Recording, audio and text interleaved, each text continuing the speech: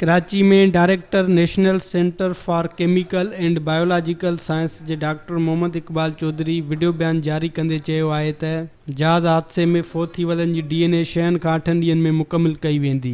इस हादसे के मौके पर सिंध गवर्नमेंट ने हमें अप्रोच किया, मिनिस्टर साहिबा ने, और हमें ये असाइनमेंट दिया गया जिसको हमने फौरी तौर पे टेकअप किया।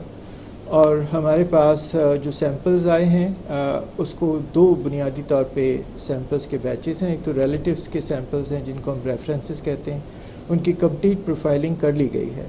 और अब जो हमारे पास सैंपल्स आए थे डेड बॉडीज़ के, उसके सैंपल्स की प्रोफाइलिंग हो रही है। हुन चयो त हिन वक़्त ताईं 12 DNA मैच थी चुकियूं आहिनि। सिंध हुकूमत पारां क़ाइमु कयल लेबॉरेटरी गुज़िरियल 1 साल खां कमु करे रही आहे।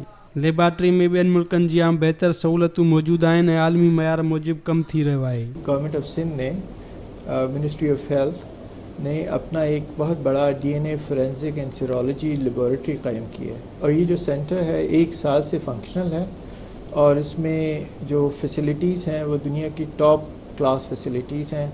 इसके जो स्टाफ है वो वेरी वेल ट्रेन है, सारे PhDs हैं, और इसमें जो काम होता है वो उसी लेवल का होता है जो आपको दुनिया के किसी भी टॉप लेबॉरेटरी में मिलेगा। डॉक्टर इकबाल चौधरी चयो त सिहत खाते वारी वज़ीर अज़रा पेचूअ मुसलसल DNA मामले ते राब्ते में आहे। हुन चयो त हू क़ौमी मक़सद लाइ कमु करे रहिया आहिनि ऐं खेनि मामिलो नाज़ुक हुजण जो अहसासु आहे। रिपोर्ट अब्दुल ख़ालिक मंगी, सिंध TV न्यूज़, कराची।